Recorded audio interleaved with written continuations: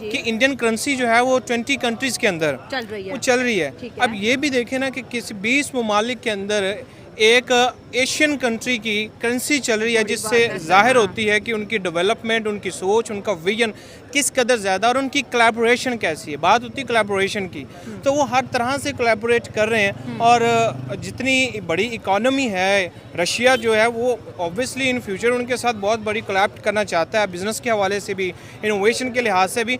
तो लीडरशिप, और अगर मोदी साहब वहाँ पे गए तो उनकी बात उनको सुनना पड़ेगी, मजबूरी है उनकी, क्योंकि मोदी की उनको डेफिनेटली जरूरत है। अब मोदी को नहीं जरूरत, लेकिन मोदी की उनको जरूरत है। और इसका तो फायदा ये आ रही है दुनिया में कि दुनिया को अब मोदी की जरूरत है।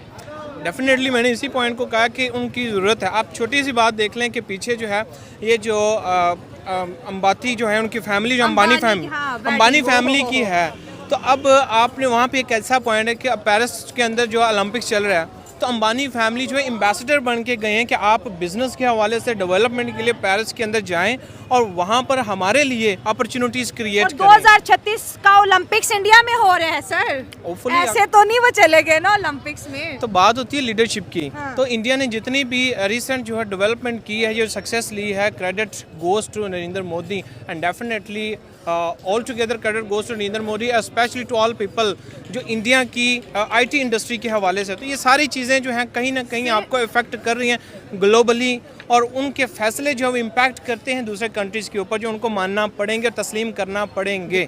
सर डॉक्टर एस जयशंकर उनके फॉरेन मिनिस्टर किसी तारुफ के मुताबिक हैं। अजीत डोवाल जो पाकिस्तान में भी काफ़ी टाइम रहे, यहाँ हर बच्चा उन्हें जानता है। और मोदी साहब, ये तीनों पर्सनालिटी यूक्रेन के अंदर मौजूद है, ठीक है।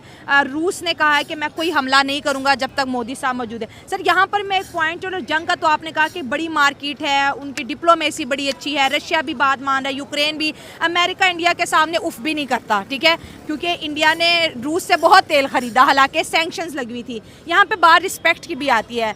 ग्लोबली मोदी साहब को दुनिया जो है एक रिस्पेक्टेबल लीडरशिप के नाम से जानती है, एक इन्फ्लुएंस लीडरशिप के तौर पे मानती है, तभी तो वो एक ऐसे जोन, वॉर जोन के अंदर कौन सा वजीर आजम जाता है।